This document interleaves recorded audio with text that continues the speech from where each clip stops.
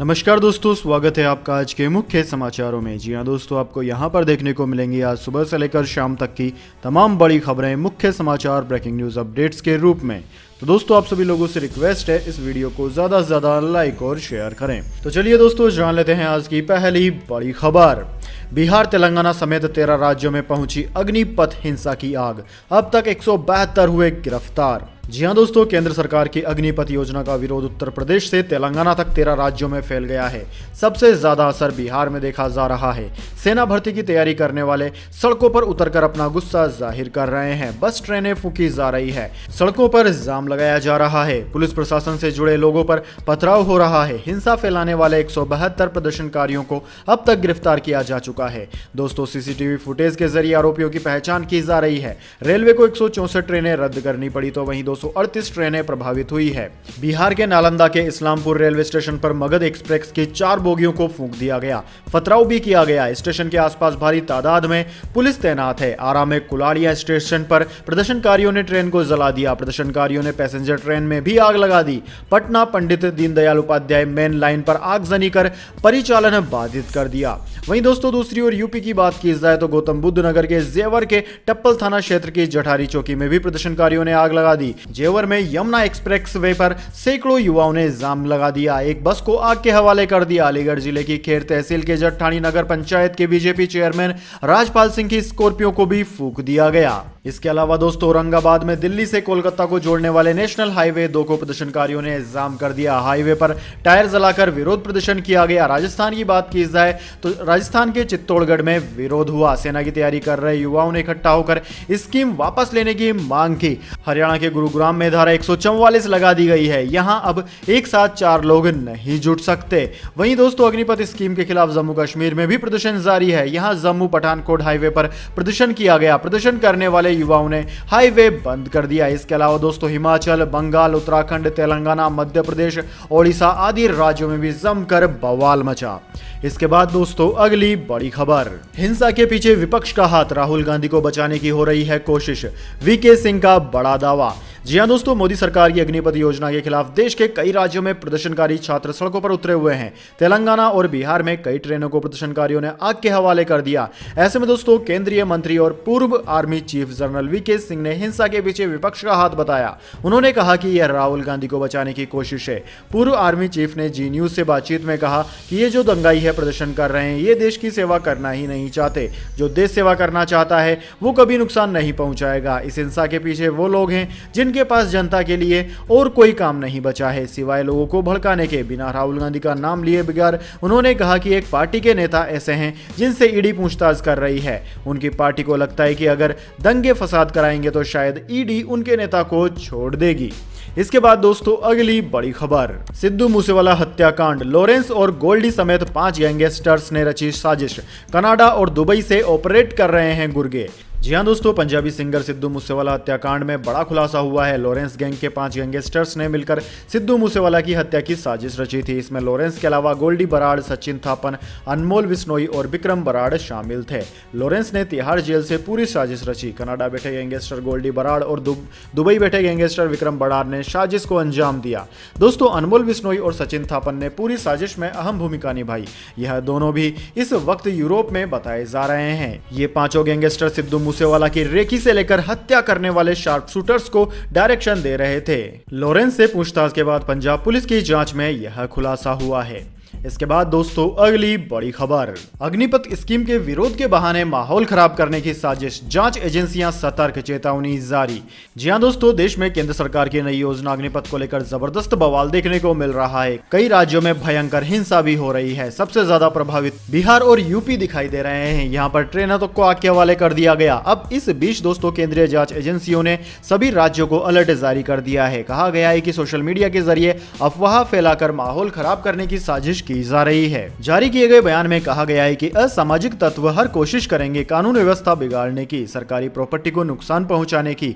सभी राज्यों को अलर्ट किया जाता है कि वे अतिरिक्त फोर्स तैयार रखें जिससे हर तरह की स्थिति से निपटा जा सके।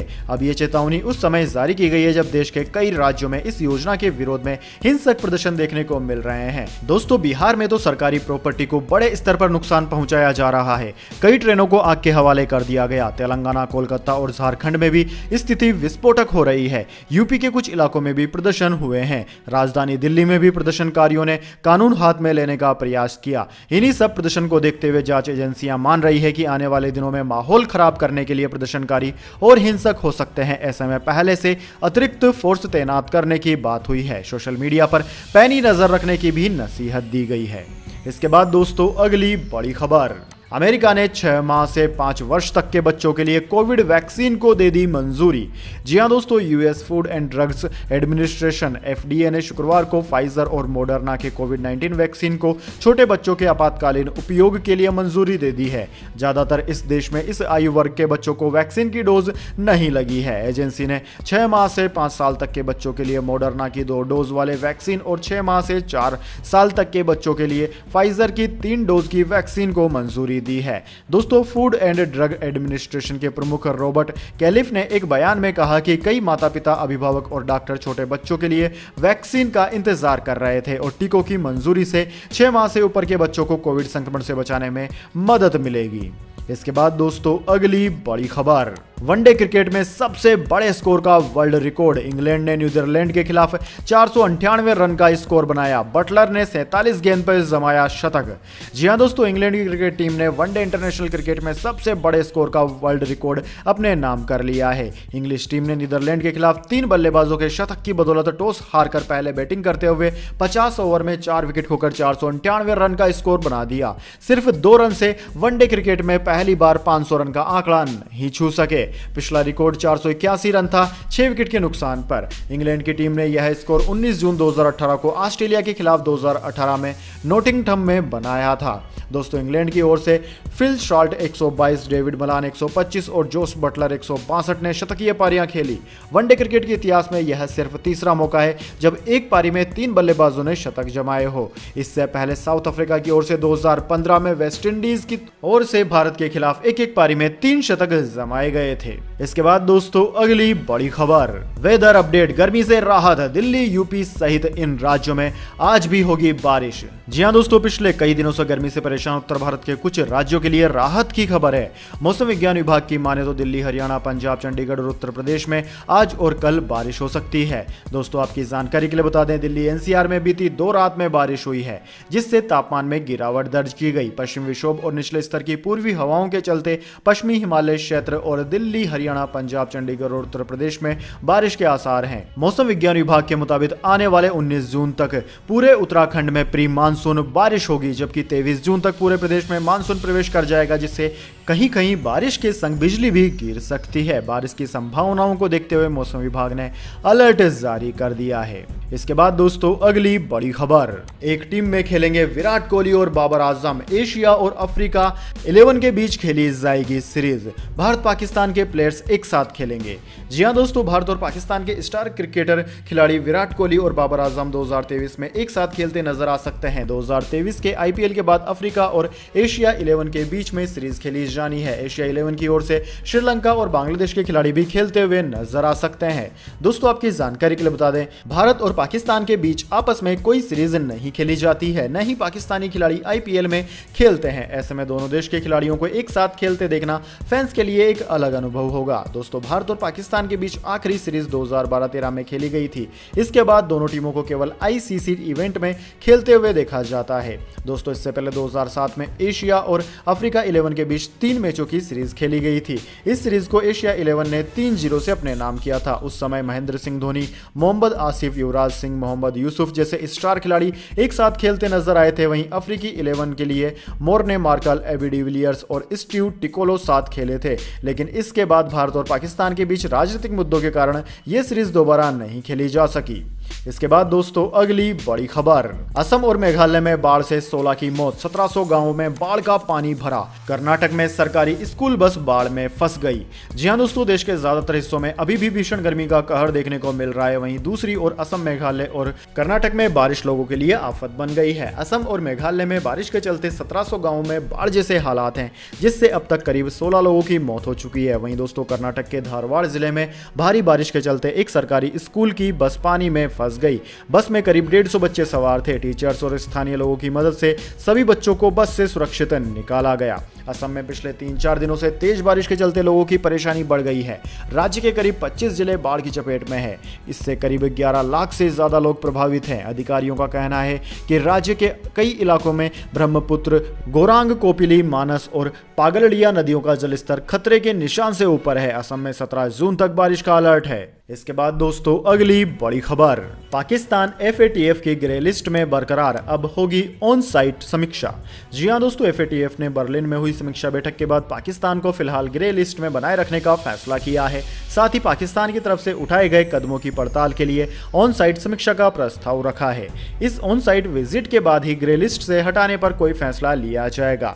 हालांकि दोस्तों FATF की तरफ से उठाए गए कदमों का स्वागत किया गया है। साथ ही संतोष जताया गया है कि पाकिस्तान ने सभी 34 एक्शन पॉइंट बिंदुओं पर की गई कार्रवाई को स्वीकार किया है। इसके बाद दोस्तों अगली बड़ी खबर, चौथे T20 मुकाबले में साउथ अफ्रीका को 82 रनों से हराया। आवेश खान ने झटके 4 विकेट, कार्तिक की T20 इंटरनेशनल में पहली 50। जी हां दोस्तों, टीम इंडिया ने राजकोट में खेले गए चौथे T20 इंटरनेशनल मैच में साउथ अफ्रीका को 82 रन से हरा दिया। इसके साथ ही भारतीय टीम ने 5 मैचों की सीरीज में 2-2 की बराबरी हासिल कर ली है। दिनेश कार्तिक ने 55 रन बनाए, हार्दिक पांड्या ने 46 और आवेश खान ने 4 विकेट भारत के लिए झटके। दोस्तों T20 इंटरनेशनल में यह टीम इंडिया की साउथ अफ्रीका के ऊपर सबसे बड़ी जीत है। पिछला रिकॉर्ड 48 रन था। वह जीत इस सीरीज में विशाखापट्टनम में खेले गए पिछले मैच में आई थी। दोस्तों भारत की यह ओवरऑल 5वीं सबसे बड़ी जीत है। रिकॉर्ड 143 रन का है, जो भारतीय टीम ने 2018 में आयरलैंड को डबलिन में हराकर बनाया था। दोस्तों इस मैच में साउथ अफ्रीका की सबसे बड़ी उम्मीद रहे डेविड मिलर कुछ खास नहीं कर पाए और 7 गेंद में 9 रन बनाकर आउट हो गए। उन्हें हर्षल पटेल ने क्लीन बोल्ड कर दिया। इसके बाद दोस्तों अगली बड़ी खबर, मुंबई में कोविड-19 संक्रमण की दर 15% से ज्यादा, सप्ताह में 2 बार आया बड़ा उछाल। जी हां दोस्तों, महाराष्ट्र की राजधानी मुंबई में कोरोना के मामले लगातार बढ़ते जा रहे हैं। इस सप्ताह कोविड-19 संक्रमण की दर 2 बार 15% से ऊपर रही है। नगर निकाय के अधिकारियों ने शुक्रवार को इसकी जानकारी दी। उन्होंने कहा कि 14 जून को संक्रमण दर 15.58% पर पहुंच गई थी। उस दिन 11,065 नमूनों की कोविड-19 जांच की गई, जिनमें से 1,724 में संक्रमण पाया गया। इसके बाद 16 जून को संक्रमण दर 15.11% रही थी। उस दिन 24 घंटे के दौरान 15,656 नमूनों की जांच की गई, जिनमें 2,366 में संक्रमण मिला। इसके बाद दोस्तों जाने अगली बड़ी खबर, लेकिन उससे पहले मेरी आपसे एक छोटी सी रिक्वेस्ट है। अगर दोस्तों आपको अभी तक हमारी न्यूज पसंद आई तो इसे एक छोटा सा लाइक जरूर दे दीजिए, और अगर आपको पसंद नहीं आई है तो बेशक आप डिसलाइक भी कर सकते हैं, लेकिन दोस्तों लाइक और डिसलाइक जरूर कीजिए, क्योंकि दोस्तों यही हमारी मेहनत का फल होता है और इसी से हमें पता चलता है कि आपको हमारी वीडियोस पसंद आ रही है या नहीं। तो चलिए दोस्तों जान लेते हैं अगली बड़ी खबर। गृह मंत्री अमित शाह का बड़ा ऐलान, कहा कार्यकाल के बाद अग्निवीरों को केंद्रीय बलों की भर्ती में मिलेगी प्राथमिकता।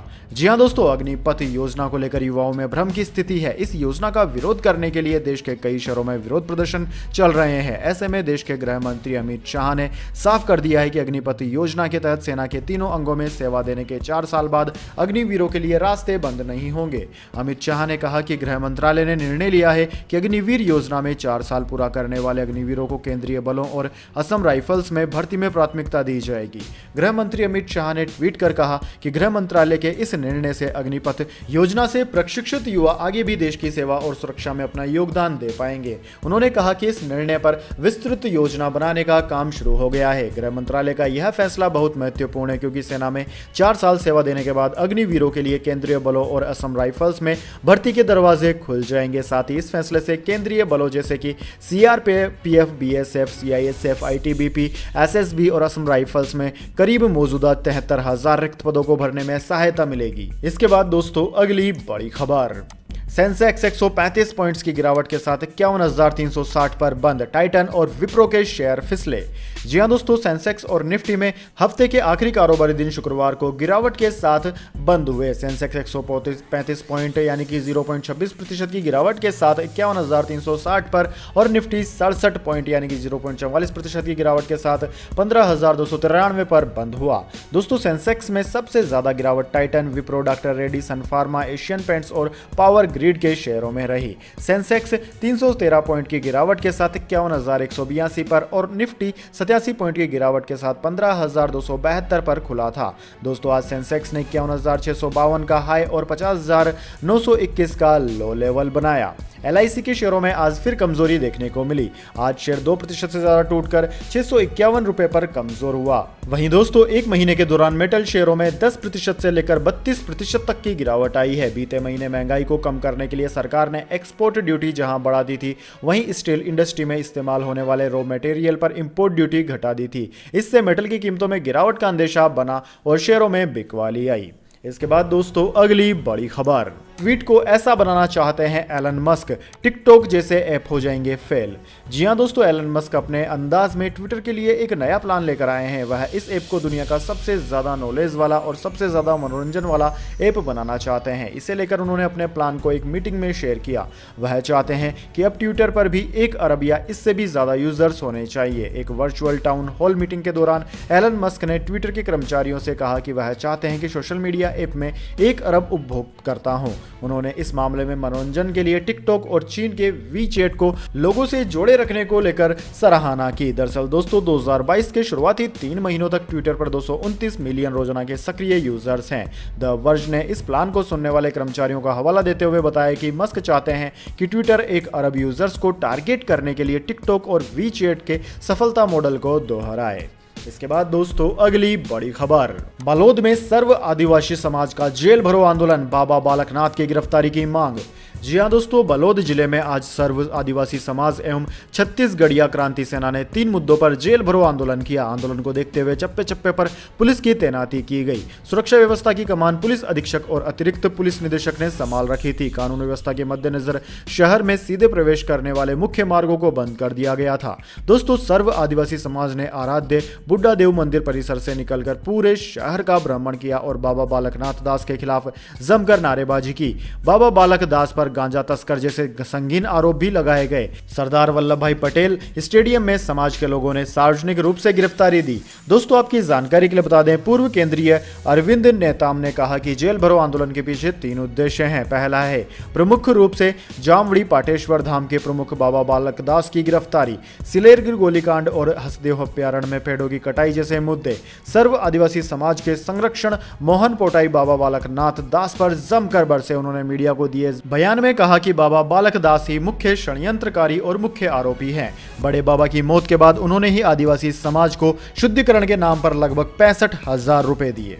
इसके बाद दोस्तों अगली बड़ी खबर, अब नहीं होगी पेट्रोल डीजल की किल्लत, हरकत में आई सरकार, लागू किया स्पेशल प्लान। जी हां दोस्तों, देश के कई राज्यों में पेट्रोल डीजल की बढ़ रही किल्लत और सप्लाई को लेकर सरकार हरकत में आ गई है। अब सभी रिटेल आउटलेट के लिए यूनिवर्सल सर्विस ऑब्लिगेशन लागू कर दिया गया है। यह नियम रिमोट एरिया के लिए भी लागू होगा। अब सभी रिटेल आउटलेट चाहे PSU हो या निजी कंपनियों के हों, उन्हें यह मानना ही होगा। इसका मतलब यह हुआ कि कंपनी अब सरकार द्वारा तय नियमों को मानने के लिए बाध्य होगी। साथ ही पेट्रोल पंप पर स्टॉक भी मेंटेन करना होगा। इसके अलावा आउटलेट खोलने और बंद करने के लिए भी सरकार के निर्देश मान्य होंगे। फिलहाल दोस्तों यह यूनिवर्सल सर्विस एप्लीकेशन उत्तर पूर्व में ही लागू था। सरकार ने यह फैसला हाल ही में हुई पेट्रोल डीजल की किल्लत से निपटने के लिए लिया है। अब इस फैसले के बाद निजी कंपनियां मनमानी नहीं कर सकेंगी। इसके बाद दोस्तों अगली बड़ी खबर, अभी और ढीली होगी हवाई यात्रियों की जेब। स्पाइस जेट के बाद अब यह कंपनी बढ़ाने जा रही है किराया। जी हां दोस्तों, हवाई यात्रियों की आने वाले दिनों में जेब और ढीली हो सकती है। स्पाइस जेट के बाद अब एक और एयरलाइन कंपनी ने टिकटों के दाम बढ़ाना शुरू कर दिया है। शुक्रवार को इंडिगो एयरलाइंस ने तेल की बढ़ती कीमतों पर चिंता जताते हुए टिकट की कीमतें बढ़ाने की बात कही है। एयरलाइन ने कहा कि मौजूदा स्थिति एविएशन सेक्टर पर प्रतिकूल प्रभाव डाल रही है। हालांकि एयरलाइंस कंपनियों ने केंद्र सरकार से टैक्स घटाने और एविएशन टर्बाइन फ्यूल को GST के तहत लाने की मांग की है ताकि इनको इनपुट टैक्स क्रेडिट का फायदा मिल सके। एक बयान में इंडिगो ने कहा कि एविएशन सेक्टर की रिकवरी के लिए और सभी के लिए उड़ान को व्यवहार्य बनाने के लिए हम सरकार से ATF को GST के तहत लाने का अनुरोध करते हैं ताकि इनपुट टैक्स क्रेडिट का फायदा उठाया जा सके। दोस्तों एयरलाइन ने आगे कहा कि कच्चे तेल की लगातार बढ़ रही कीमतें और रुपए की गिरती वैल्यू के कारण एविएशन सेक्टर पर प्रतिकूल असर पड़ रहा है। गुरुवार को स्पाइस जेट ने हवाई टिकटों की कीमतों में 10 से 15% की बढ़ोतरी करने की बात कही थी। गुरुवार को एयर फ्यूल की कीमतों में 16.3% का इजाफा हुआ था, जिसके बाद एविएशन टर्बाइन फ्यूल रिकॉर्ड स्तर पर पहुंच गया। तो दोस्तों यह थी आज की तमाम बड़ी खबरें। इसके बाद दोस्तों बारी आती है आज के माइंड क्यूज क्वेश्चन की। जी हां दोस्तों, एक आसान से सवाल का जवाब देकर आप जीत सकते हैं एक अमेजिंग सरप्राइज गिफ्ट हमारे YouTube चैनल की ओर से। तो दोस्तों आज का सवाल आपकी स्क्रीन पर आ चुका है। भारत का राष्ट्रीय खेल कौन सा है? जी हाँ दोस्तों, अगर आप जानते हैं भारत के नेशनल गेम का नाम तो जल्दी से कमेंट बॉक्स में लिख दीजिए। अगर दोस्तों आपका जवाब होता है एकदम सही और आप चले जाते हैं लकी विजेता के रूप में, तो आपको मिल सकता है एक अमेजिंग सरप्राइज गिफ्ट हमारे यूट्यूब चैनल की ओर से। तो दोस्तों जल्दी से अपना उत्तर कमेंट बॉक्स में लिख दीजिए, वीडियो को लाइक कर लीजिए और चैनल को सब्सक्राइब करके बेल आइकन दबा लीजिए। धन्यवाद। वंदे मातरम। जय हिंद, जय भारत।